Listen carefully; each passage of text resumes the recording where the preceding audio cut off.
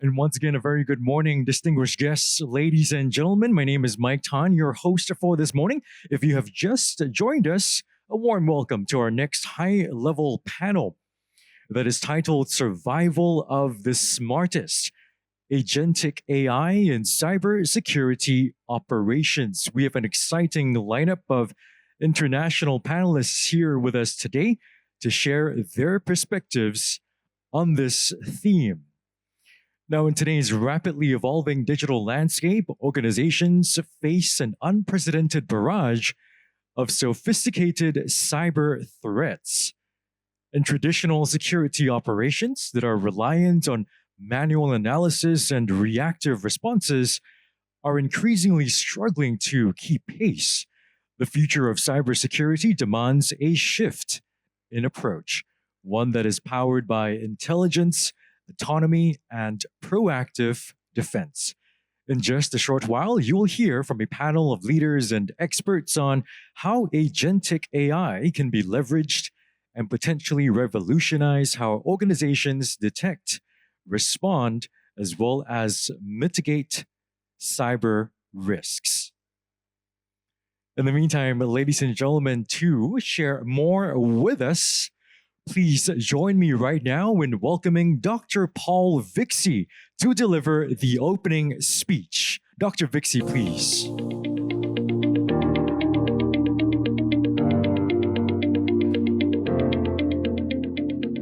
Hello, good morning. I am here to set the stage, talk about sort of what's happening that is not obvious, not intuitive, that we're going to have to think about and be explicit about how we handle. But let me start by introducing myself. I am in the security world, and I've been trying to secure the internet since, I'm going to say 1988, when it was just a tiny academic thing.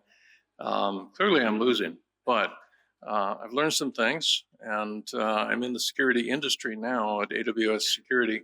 And what that means is that I get paid to think bad thoughts. And those are the ones that come most easily to mind. So when this terrific new innovation of generative AI came into the world, burst onto the world, I had three questions. How can I use it to protect my assets and my customers' assets? Number two, how can people who mean me harm use this to attack me? And then third, what risks does it have when I deploy it? What new things will I have to defend? And how can I get an early start on that? So again, start out thinking about the bad outcomes, and then work from there.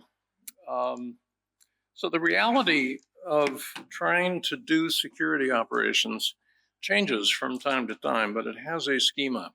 What we have done in every era is to automate everything we can and then use trustworthy, high judgment humans for the rest.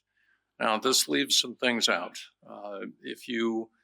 In the pre-AI world of computing, we had to use computer programming languages to build imperative programs that encoded our business logic and what it meant to have judgment and what it meant to have confidence. And that was the way toward automation. And you might be able to imagine that if that's what you have to do, you're not going to be automating as much as you'd like, which means you're going to be using more human energy than you might be able to hire and retain. Which means there are going to be some parts of the security operations domain that you are necessarily deprioritizing. Those are just the realities. Don't shoot the messenger. So when we get a new tool like this, it's really lovely to rethink where we are. To the extent that we are using rare humans to do a thing, what could we relieve them of? And, I'm sure there are people who think, gee, if I could only do that, then I would not need as many people. That's not been my experience. Normally, the people you have are ready to do something better than what they've been doing, and you just want to automate the bottom half of what they were doing before. You will be your own guides on that journey. So AI agents are something specific, although you're going to hear a lot of different definitions by different marketing departments. But to the extent that AI is a way to get outcomes that you desire that you did not have to write bespoke imperative computer software to obtain, then this is the next level above that. This is, what if I gave it some autonomy? What if it ran in the background at all times? What if I didn't have to tell it what to do? What if it told me what it thought it should do? And then perhaps, I mean, you can imagine some kind of a future scenario where it doesn't tell you because you've given it permission. Look, if this is what you want to do and the credibility of your judgment and your evidence is above these thresholds, just go do it and go and tell me that you've done it, because perhaps a human will want to look further. But that's the shining city on the hill that we're marching toward. We're not there at the moment, and I'll explain why we're not there yet. So you have these agents, and one of the things they have that just plain old AI tools don't have is context. They're going to keep track of what they are in the middle of, because it's going to be pretty rare that they will learn everything they need to know in one go, one little batch of input, from which they can suspect and confirm and decide and act all at once. No. It may be that they will have to consult some other data sets in order to expand on what they have just seen, but it may also be that they haven't seen enough yet, or they're seeing something now that is suspicious, but they haven't seen enough to take action. And so we have to have this idea of intertransaction state or context. And some of that is very short term. Some of it will be the original training data set and various RAG and other guardrail type things. Some will be long-term memory, where you're trying to keep track of, maybe I've seen this IOC before and I never took action, but I do want to consider what I've seen before if I see this IOC do something new, that kind of thing. And then the other new thing is that there will be a whole bunch of different tools. These are not just chatbots. They can include chatbots, but rarely will they only be chatbots. You'll be using all kinds of tools in order to access them and inform them of what's going on, or interrogate them about what they've seen. And then you will get out to the right, where if it feels like it has enough information based on the policies and prompts that you've given it, then it needs to cogitate. It needs to explore different alternative actions that might be taken and what the reward function is for each. Sometimes it's called chain of thought, but I'm sure that it'll be called something else soon. That change is rapid. What I'm telling you is true today. 2 weeks from now, I recommend doing some research to make sure it's still true then. I'm not joking about that. So anyway, the ultimate goal of all of this is action. We would like it to be that we don't only have humans taking action, because that's not scaling. As I said at the outset, there are things that we deprioritize because we can't get enough humans. So we need to take some of the things that humans are doing today, just the bottom half, the part that is automatable using these new techniques, and put it in a place where actions can be taken, and then let humans look at it after the fact and say, well, that was reasonable, but next time we'd like a different policy, or that was a terrible idea, let's undo it, whatever it is. I don't think we'll have no humans in the loop anytime soon, but I would like to get humans out of the inner loop, the OODA loop. I would like the action to proceed pretty much automatically, so that an attacker gets themselves trained. They start to learn that for certain types of online resources, if they attack it, the response will be so rapid and so effective that they will get nothing from it. And it's a waste of their time, and they should try and find something harder to do that does not yet have this type of automation around it. And I heard the previous panel mention that until we can put people in jail, we're going to keep losing. I know that is true, but that's hard, especially in a multi-jurisdiction environment like the internet, where somebody may be doing something that isn't illegal where they are, but it is very illegal where the victim is. So I'm not saying we should stop trying to do that. I'm saying that we should increase friction and increase costs so that we can force them to evolve, so that we can have different problems year to year instead of what we have now, which is pretty much we do the same thing, hoping for a different outcome. This is an opportunity to do something different and get a different outcome, and I am excited about it.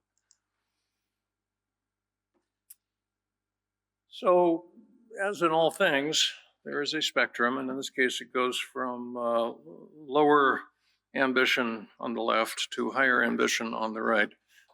You could decide to refer to that box on the right as the deep end. If it were a swimming pool, that is the thing where you will not be able to feel the bottom with your toes. Maybe that's not where you want to start. All of us, when we are looking into a completely new way of doing something that is going to have its own rules that the world doesn't know yet, or at least that we don't know yet, should be starting in the shallow end and working our way over there. Because what this means to our companies, our agencies, our governments, our economies, our families, ourselves, what it means to each of us is going to be somewhat contextual. It'll be based on the problems we have, the strengths and weaknesses that we have. And if you start at the left and work your way to the right using your own judgment, you're going to find yourself in a deep end where you are swimming perfectly well. That's what I want. I really am not looking forward to the inevitable stories of, oh yeah, I tried this AI thing and it dropped my table or something like that. We don't want that. We want it to be that by the time you are turning some of your action and your judgment and your decisions and your policy evaluations over to the machine, that you already know how it's going to act. You've already done some testing, you've done some simulation, you're comfortable with everything you did before. This is just the next thing, and you get it done, and your defense costs go down. The people who mean us harm, their attack costs go up, and that's the shining city on the hill. That's what we need to be shooting for. So, there we go. So, alert fatigue just means what I was saying earlier. We've got these humans trying to do things, and they can't because they don't have enough time. We would prefer that they be able to speak English to the machine, tell it how to process logs looking for anomalies. And that was the first thing we did. It works because if you can just give them the alerts that they need to see, they won't have as much fatigue. Again, this is just engineering economics. Now, are we truly down to no time? 5 minutes, okay, good. So again, it's telling me here, time's up, please wrap up. So just worried about that. Good, so when you are trying to secure a new thing or use a new thing to secure something, or you're afraid that somebody is going to use a new thing to attack you, you've got to kind of try and understand what's different about the new thing, right? We got here, some of us were involved in batch computing back before we had terminals on our desks. Some of us were doing things before there were PCs, before there was an internet, before there was a web. And what I remember from those transitions is that there were always new things to know, but most of what you had learned to worry about before still applied. That is really true here. So when you're doing agentic AI, you inherit all of the security problems that we are already learning to cope with just normal generative AI that is not yet agentic. And that in turn inherited most of the security worries and wisdom of the pre-AI era. And so we do need to keep that in mind. It deserves directed, conscious study, an explicit answer to the question, what that was old is still here, and versus what is totally new that I also need to start doing. So rare that we get to stop doing old things, but looking at log files is an example of something I think we could get away from. And there will be some new security risks. We know that. That's why I'm recommending starting at the shallow end of the pool, working your way up. Because while we do want machines to be our partners in performing this type of security, we don't want it to happen all at once. Again, the example of somebody dropping a table because they didn't know that the agentic system was going to have that ability. Don't do that. Test a lot first. Get there on your own time.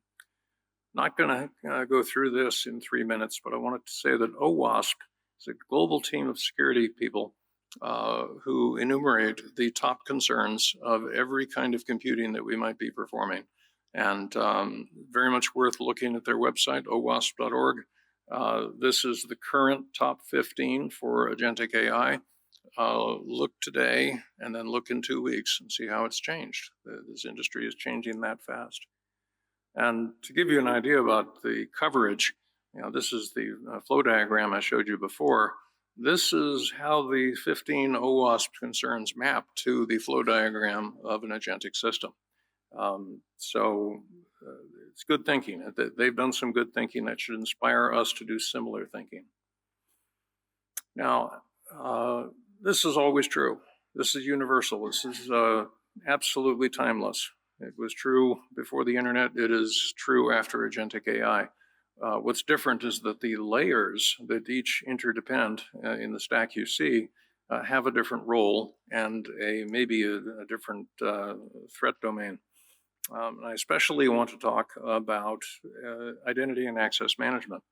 It's the biggest problem most of us have is how can we reliably determine that we are really hearing from somebody who is who they claim to be? And then what powers should they have? And the reason that generative AI and agentic AI in particular affects that is that these agents need to act as our agents. They need to perform activities. They will need machine identities, which we will have to craft and assign and manage and so forth. As we do that, we're going to learn a lot about things that have always worked because we didn't enumerate. So as you enter this era, you might want to do a round of cleanup on whatever identity and access management controls you have been putting off because other fires were burning hotter. So as much as I wish I could have made this a half-day talk and then taken questions, I'm really just here to tell you the high points and pique your interest. Separation of control plane and data plane usually turns out to be a problem. It certainly has been in IP routing. We're still learning that. We learn that every time. And you've heard about some attackers sneaking some text through your system into a prompt that your system uses with some generative AI system, and thus the attacker is able to command the underlying generative AI system. And that's sometimes called prompt injection. I think that's not a fair name, but we'll go with it here. What you really want to do is make sure that can't happen. Make sure that everything that you are saying to your own back-end systems is carefully yours and has not been passed through from some network input. And there are many other examples. Again, we've got to do what we can with the time we have. Verifiable reasoning, automated reasoning is the thought I want to leave you with because it's the current frontier. It's where you can take your policies for that which must not be done or must not be said, or that which is truth or that which is known falsehood. You can encode those into the automated reasoning system and then add that to the guardrails of generative AI systems and agentic AI systems as you build them, so that you get kind of a second set of eyes on the things that it might say or do, so that if you know that it would be explicitly not allowed, then you can just not allow it. That's the frontier. So if you haven't heard about that yet, recommend some reading. Automated reasoning is a thing, and it's a big thing. And some of it predates generative AI. It's more machine learning or even symbolic reasoning. Listen, that's all the time I have, but I'll be here all day. And if somebody wants to talk in the hallways, I'm going to look forward to that. no silver bullet. Right? I wish I'd changed this. There's no silver bullet for security, period. Never has been, and there won't be.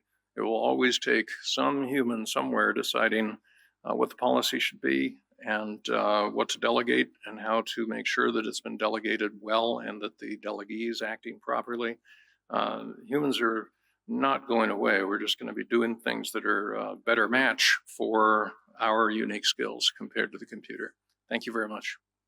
Thank you very much to Dr. Vixie for your valuable insights. You may kindly take your seats in the front row. Ladies and gentlemen, up next, we will invite our moderator and panelists on stage for our discussion. Please put your hands together to welcome your moderator, Mr. Stephen Fogarty, Senior Executive Advisor, Booz Allen Hamilton. And also introducing your panelists as well, Mr. Go-Eng Choon, President, Cyber ST Engineering, Mr. Rajiv Gupta, Head, Canadian Centre for Cybersecurity, Communications Security Establishment Canada, Ms. Meerah Rajavel, Chief Information Officer, Palo Alto Networks, Mr. James Kay, Assistant Director General Standards, Technical Advice and Research, Australian Signals Directorate, Australia, and Mr. Alex Stamos, Advisor to CEO, SentinelOne. And now over to you, Mr. Fogarty. Thank you. So good morning. It's certainly a privilege to be here on day 2 of SICW, and congratulations to CSA for another superb event. I want to thank Dr. Vixie for actually setting this panel up for a great discussion. And special thanks to the members of this panel who represent one of the pillars of success to this event overall, which is international subject matter experts from government and industry who provide depth and breadth for the most pressing topics of interest to this community of interest. This is the second panel this morning on Agentic AI. The first focused on securing Agentic AI. This panel will focus on where we are at on the journey and what we need to consider and do to exploit the potential that Agentic AI presents. So if you think about where we're at today, it's a rapidly evolving digital landscape. Organizations face an unprecedented barrage of sophisticated cyber threats. Adversaries are aggressive, persistent, and increasingly faster and more capable. But adversaries are only part of the challenge. The complexity of hybrid environments, legacy capabilities, and the lack of appropriately trained cyber workforce, compounded by the technical debt that has accrued, actually creates another set of challenges. We often struggle to see ourselves accurately as much as we struggle to see the adversary. And so the bottom line is traditional security and IT operations can't keep pace. Analysts spend more time hunting and gathering data than analyzing and implementing decisions that required speed and scale. And so as we have our discussion this morning, this is really about how do we actually tap into the potential that it provides as rapidly and safely as possible. So I'm going to go ahead and jump in to the Q&A. So this first question I'll direct to Meerah, and then I'll ask for some supporting fires from the other panel members. But Meerah, Minister Teo spoke earlier this morning at the first panel and stressed that the age of agentic AI is upon us. And this kicked off a great discussion about securing agentic AI. So now we're in the second part of the story. Current status. Where are we currently at on the journey to employing agentic AI for cybersecurity? And then how do we turn the potential into reality? Absolutely. Great question. When you talk about AI, I mean, to me, AI is a problem. We are talking a lot about agentic, but I wanted to take a little bit back, right? I mean, security has been a big data problem. And we have been employing AI in a way, in the form of model, whether it is machine learning or deep learning. You talk about security operations. AI has been in security operation for a long time, and we wanted it to be a more deterministic. So if you kind of think about it, how you got your logs sorted. I mean, all obviously alert fatigue is real when you don't have good models. But the biggest difference is when we had ML and DL, we controlled the model. We were the one who were telling, okay, how do I want to look at and how do I want to deploy the AI? With generative AI, it became probabilistic, but it also comes with a lot of power in reasoning, planning, and that's actually just from Dr. Paul. Planning and reasoning are the two important things that makes something that is a simplistic AI to be the more agentic AI. In my opinion, today when we think about agentic operations in the SOC, I would say we are in the early stages. I'll tell you the reason, because there's a difference between when you're asking ChatGPT to plan your vacation, which I do all the time. And recently I had an experience. I was going to Yosemite. I had only 5 minutes. I need to pick my trail. So I went to ChatGPT and my friend was coming. I said, hey, I'm going to go for a hike on Yosemite 2 days. The first day has to be an intensive hike and the second day is a recovery hike. It did give me 3 options. I asked for 3 options. There was a minor error. It said 5 to 10 minutes to the trailhead, walk. And I just went with whatever ChatGPT told me. Guess what? It was 5 to 10 minutes, but it was not a walk, it's a drive. A 3-mile drive to the trailhead now ended up, of course, I asked for an intensive, so it became a 45 minutes walk before I get in. The reason I'm bringing this example is it's okay when I'm planning a vacation, but it is probably not okay when you're in a SOC asking a question 9 out of 10 times I'm going to be right is not an answer. You have to be 10 out of 10. So when you think about agentic AI, in my opinion right now, like Dr. Paul said, there are some low-hanging scenarios we should deploy. I would say SOC is ready for semi-autonomous. Not autonomous yet. What semi-autonomous means is there is a little bit more less complex use cases where agentic AI can play a role today. However, there are complexity in your environment, there are complexity in your business context. You probably need to have human in the loop. Even when you're employing agentic AI, one of the biggest things that we need to think about is there's a feedback loop in his diagram. That feedback loop is going to be super important because that reinforcement, that's where the heuristic nature of what the human needs to feed, that needs to continue, in my opinion.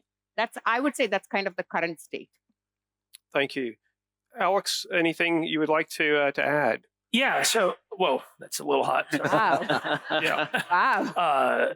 I told him I didn't need the microphone as the Greek up here. Look, I hate it when everybody on a panel agrees, so I'm going to disagree with Meerah. I actually think SOC is ready for AI, and I would say if in the next year... Let me clarify. I said semi-autonomous. I'm not saying it's not ready for AI. It's just not ready for fully autonomous yet. Okay, so I'm going to say if your tier 1 SOC is not replaced with AI in the next year, you're going to be in big trouble. You're in real trouble. I just gave a keynote on this. I'm just going to assume everybody was in my keynote, so that I don't have to go into all the details. But what we are ending up in a place where attackers are supervising agents doing attacks on their behalf. In the last 6 months, we have moved to a place where effectively every part of the kill chain can now be automated with AI. That is a big difference than where we were a couple of years ago. And what we have to remember is that up to this point, up until the last 6 months, almost all of the benefits of AI have only accrued on the defensive side.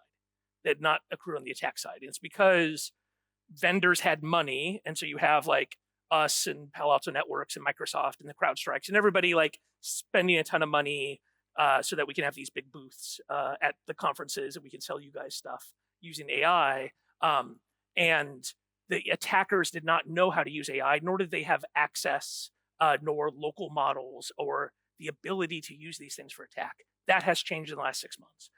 I strongly recommend everybody read Anthropic's latest threat intel report from August. And what Anthropic can show is that they had both Chinese and Russian actors utilizing their frontier models all on the kill chain. That is going to be a tiny, tiny fraction of what's actually being used because the open source models are 70, 80% as good as the frontier models and do not leave logs for intelligence agencies and law enforcement agencies to get. So we are already in a world in which attack can be completely and totally automated. And so if you do not have your tier 1 SOC, if you have steps for that, a computer has to wake somebody up and somebody has to get out of bed and go to their computer and then approve a step like disabling somebody's account, turning off a container, turning off a network, isolating a device. If a human being has to take 15, 20 minutes to approve that or to get their boss to approve it, you're toast. At SentinelOne, our tier 1 SOC is actually already all automated. And to talk about Dr. Vixie's kind of steps, the first things you should be able to automate are the things for which you already have a large corpus of human decisions that are well documented. That's what Agentic AI is actually really good at doing, and SOC should be the place where you already have thousands and thousands of tickets of decisions that have been made and documented that then you can RAG and you can go take those human decisions and train the AI of this is what humans have decided. These are the things you should refer to. Is it going to make mistakes? Yes. But my argument would be for anybody that has a reasonable level of risk and adversary, it is going to be necessary to take that risk versus have a human level of response versus agentic attackers. I think you just said the same thing I said in a different way, Okay. which is, I love it because I said semi-autonomous, the low risk, which is tier 1 for me. Yeah, for tier 1, and then I think you're going to have to be going to tier 2. You have to have the Yes, agents operate It's the complexity level. within a spectrum. constraint. And so what you'll end up Exactly. doing is saying it can turn off accounts, it can turn off a certain number of machines, and then it has to operate within deterministic constraints Exactly. that it can only do. And then to get past those deterministic constraints, it has to wake up a human. Where it's going to get complicated then, unfortunately, the attackers generally don't have compliance rules so much, and so that will get tougher. We're not yet at the point where the attackers are able to have malware that actually runs Exactly. fully autonomous. We just did a retro hunt where we found 7,000 pieces of malware and VirusTotal with OpenAI and Anthropic keys, but that means the malware has to call out because you can't, for the most part, edge devices don't have enough power to put like a DeepSeek model in them. That won't be true in 2 years. And so in a couple of years, things are going to be a lot rougher. Absolutely. So I'm going to phone a friend because I think Paul or Dr. Vixie, your intent when you put up the model was not that's a serial path. It's you got to crawl, walk, run. That there are certain missions that are so important that you're willing to accept maybe a greater degree of risk, greater autonomy, and that there are use cases that would argue that certain things. Now we're going to move, as the adversary moves faster, then we have to move much faster to the far end of your model. And there are certain things where perhaps you're not willing to take the risk or the threat is not as great that, frankly, you can lock that down a little tighter. Is that a fair description? But it's risk informed. Okay, perfect. And that's a good segue actually into the next question, which I'm going to direct to Rajiv. And it's Andrew Elliott at the earlier panel and then Dr. Vixie on his keynote really emphasized the point that there's no silver bullet, right? And again, there's risk in anything you do or anything you don't do. So can you share some thoughts about opportunities and risk associated with the use of AI and really to detect, respond, mitigate cyber threats? Yeah, absolutely. So maybe I'll start with a bit of the SOC angle and then move on to the ecosystem. I think that, you hear a lot about how agentic AI and AI is going to favor the attackers, right? And you think of all the, exploitation of vulnerabilities, time to deployment, all these sorts of things. But there's a corollary on the defensive side for all of that. So the opportunity is really for defenders to be as innovative as attackers have been in terms of adopting these sorts of technologies immediately and deploying them. So we have to have that enthusiasm and that ability to reimagine what a SOC can really be, and I think that's really important. From our personal experience in Canada, we are the SOC for the government of Canada. So we got our arms around everything: national defense, the benefits payment systems, global affairs. So we see a good collection of threat actors on every single day, nonstop. Much of what we do is automated, and it's the only way to really scale. So internally, we've created our agentic AI, but basically AI strategy. And the first one was like ubiquitous AI. Like, what are all the ways we can actually implement AI, and what are those ideas that you would take if you could reimagine the things you were doing and apply AI to them? The second one is really securing the foundations of AI. which is really important. That's as you're deploying AI. What's that DevOps lifecycle that you can really make sure you're putting in those new considerations that are going to make sure that you're deploying AI in a reasonable way. And part of that is just governance, understanding exactly what people are doing with AI in your ecosystem, creating an inventory, assessing the risk, and then applying different levels of mitigation depending on risk. Because some you're going to want a threat model, some you're going to say are low risk, and that's going to give you a lot of velocity if you can actually use those ones and move quite quickly to actually do the things you do with the low risk. Of course, the general purpose of what we do is really to detect, mitigate, respond in an automated sort of way. We have about 1 million endpoints, so a lot of data, network connectivity, hundreds of cloud tenancies that we monitor, so lots and lots of logs all coming in. And what we've generated so far is about 30 agentic AI use cases that we're piloting at different cases. And what's really important there, I think, is just really making sure that you're tiering them properly, applying them creatively, and then applying them to the biggest problems that you have. But the concept that pervades right across the board is human centricity. You said like you have to crawl, walk, run. You have those really expert folk that you'll have a handful of, but really you need to totally implicate the humans still at this point as we go through the crawl phase to make sure that the results that you are getting are reasonable. You can weigh them, you can understand what's working, what's not, and adjust as you go. So I think addressing risks is still having that human centricity and the human in the loop. The last thing I'll just say in terms of deploying agentic AI, we saw the diagrams of the different elements, and like some of us lived like the birth of the internet, and some of the protocols that came out, billions of dollars were flowing in. Everyone that had like the name networks in your title basically was like a .com boom. It didn't really matter what else you called it. Same sort of thing, right? We see hundreds of billions of dollars flowing in. We see the race for features, but you also see the race to implement things before they're really ready, which we saw with BGP and other sorts of like protocols with the internet. And you look at MCP. Anthropic put out MCP in November 2024. Immediately adopted, OpenAI adopted it. Well, if you look at the protocol, I mean, this is what connects your agents to your data sources and kind of like a DNS. And like there's so many vulnerabilities and security flaws in this, but think of the critical function that you're actually using this for. It's ridiculous. Like hasn't gone through the standardization process, but in our rush to be really good at agentic AI, we're totally ignoring many of the things we've learned. So important to understand how you're actually implementing agentic AI within your ecosystem, but then really be mindful of the race that we're really in at this point in time to say you're doing things with agentic AI because you're creating tons of vulnerabilities.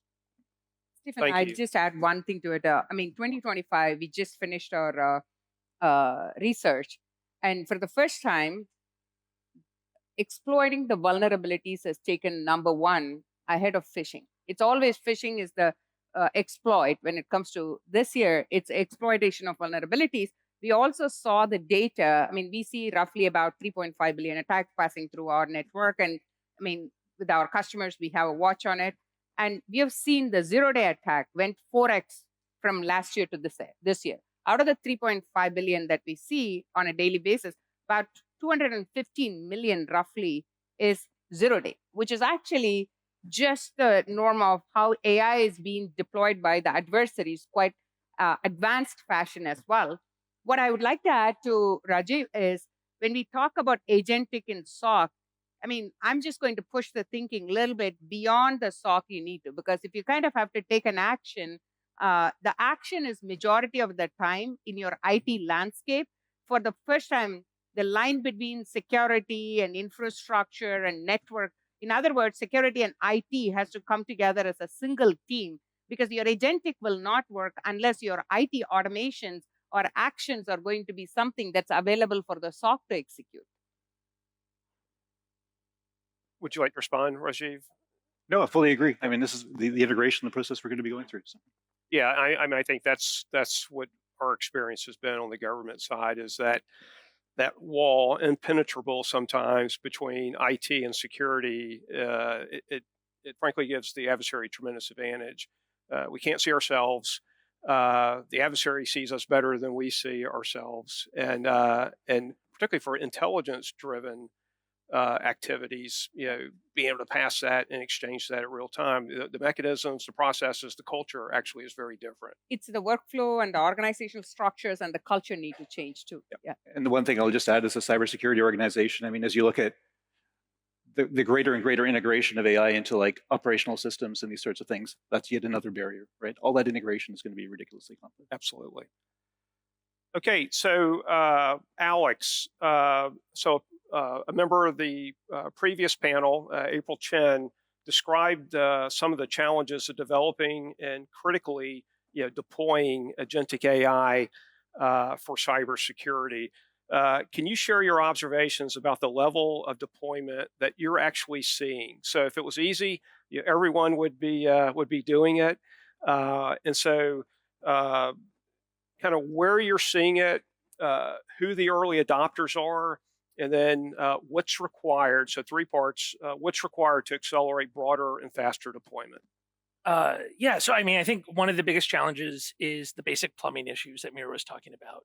Is companies don't have all their data in a data lake and in a data engineering situation that they can utilize. So, like back when I was the CISO of Facebook, one of the most powerful things that Facebook did was have exabyte scale data engineering, a data warehouse that everybody could use without actually knowing anything about data engineering, and could point, and then giving basic AI capabilities to every single engineer at the company that you didn't have to be an AI engineer.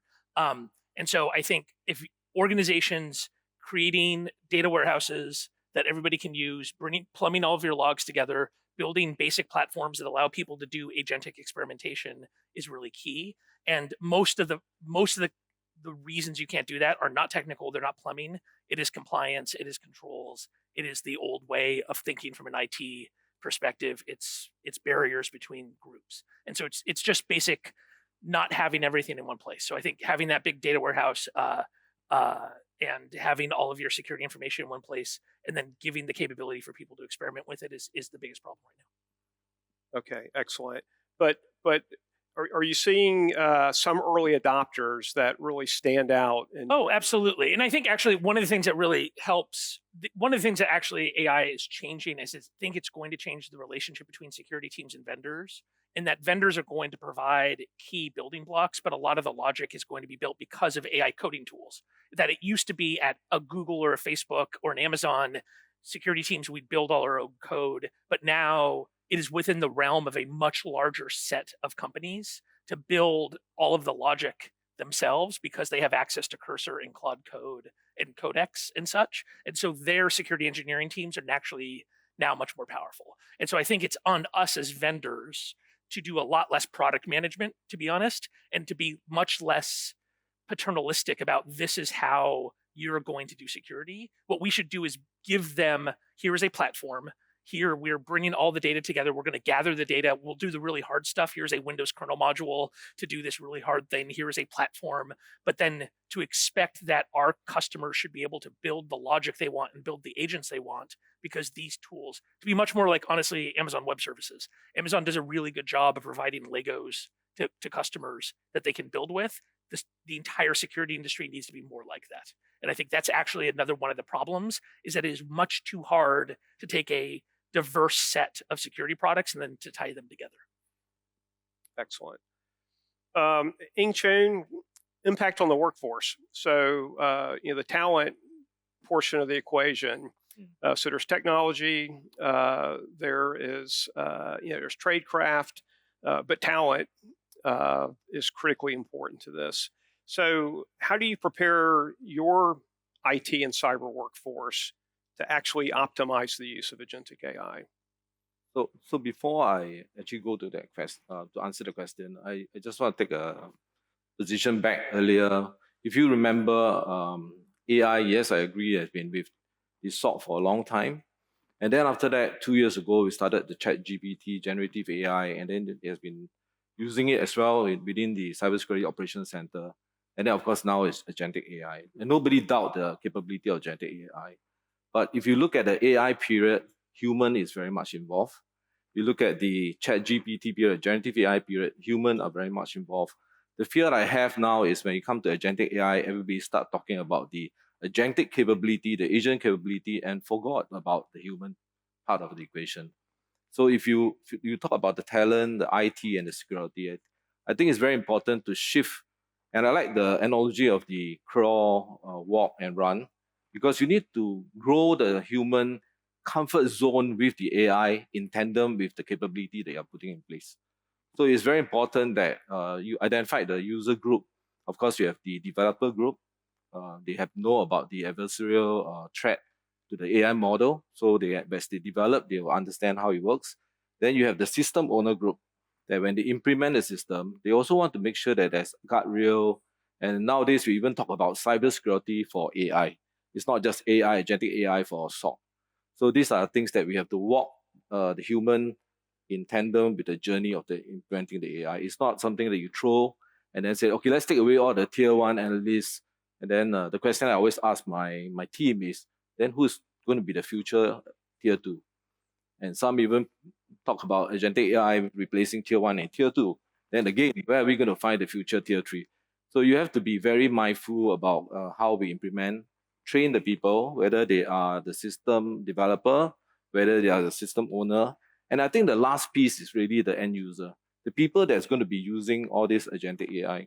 And if they are also in the loop and trained appropriately, what happens is that they become the additional line of defense for you in check and balance against the implementation of agentic AI. So that's how we're looking at the entire thing. And they have to be part of the development and the maturity of the agentic AI as you implement them. And then the comfort level will get settled down to a level that both can use in connections to each other. Do you see a noticeable difference in, frankly, the willingness to adopt between your security force versus your IT force? Yes, because we are deliberate in how we implement it. So although agentic AI can do a lot of things, but we actually pace it out.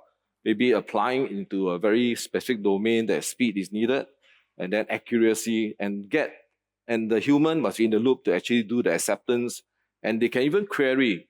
So you take a combination of capability, you take a ChatGPT capability to query the agentic AI to actually come back to the analyst to say, or the IT folks to say that, okay, this is exactly how I did it. And once they get familiar and are comfortable, then the system will be much better. It is much like autonomous vehicle, right? You're not going to say, let's throw agentic AI, learn the way I drive, and then I will sit behind and I will totally comfortable with the autonomous driving. And I don't think it's going to happen. So what you're going to do is, most of you drive, you're given a lot of instruction during your learning, you're likely to take that and put it into the model. You're not going to say that, just follow me. Because after you pass, you get a license, over time you start to not behave on the road too well. So you don't want your agentic AI agent to learn that part of you. You want the agentic AI to learn the part that you just got yourself very safely past the driving lessons so that you can follow the model and then be comfortable with the model before you start to evolve the model. Thank you. Okay, James, you have the last question. Government's role. So what is the appropriate role for government to play in enabling, incentivizing, and regulating agentic AI for cybersecurity? Yeah, thank you so much. I think Dr. Bixie really explained it well, and his point that everything that we've said here in the next 2 weeks could be completely irrelevant and we may need to start again. Governments, the benefit of working with government is that we are looking at this from the threat actor perspective. We are looking at what our adversaries can do with this technology and how they may use it to cause us harm.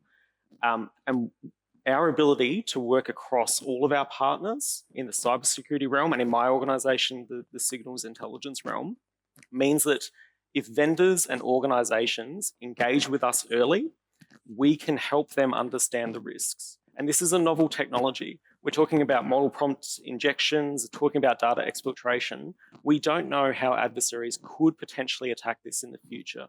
So engaging with government will ensure that the technology stays at the forefront.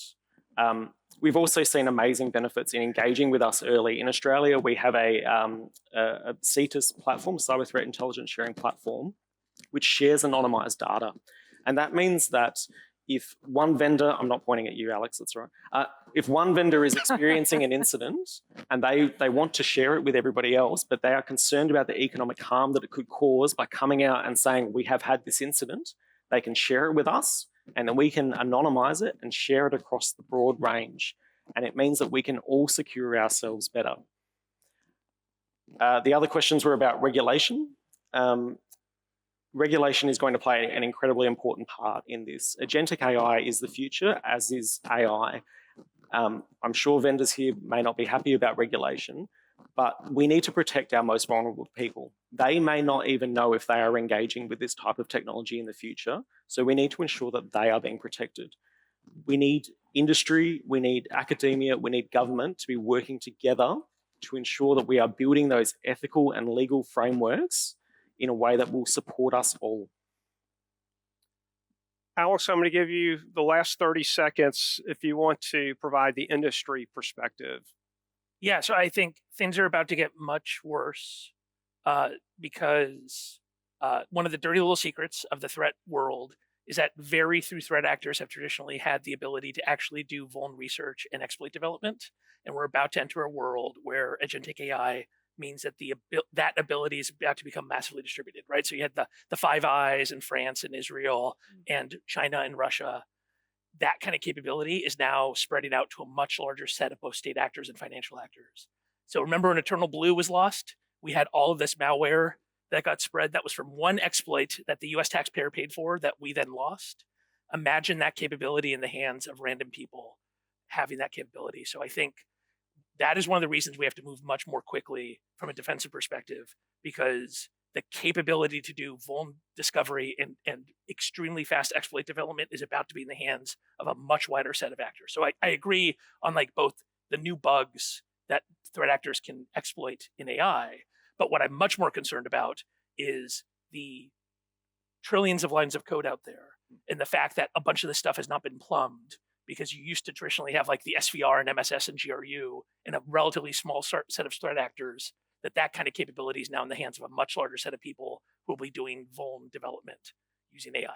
I think, Alex, that just brings back the point, the prior panel, the private sector and public sector relationship becomes super crucial going forward. It's not about the public sector and the private sector, even among, the sharing of knowledge and sharing of intel, that becomes a lot more crucial because you're now fighting against, not just you against one, it's many against many. Yeah, I absolutely agree. And the risk is so high right now for the threats that we've all discussed. Okay, so I'm going to end this. First of all, thank you so much to the panel. AI is already reshaping the environment. It doesn't replace current cybersecurity efforts. It should supercharge it. With thoughtful implementation, your IT teams and security teams can become faster, smarter, more effective, and stay ahead of the adversary, which is the goal. So thank you very much. Thank you. Thank you. For the panel. Thank you.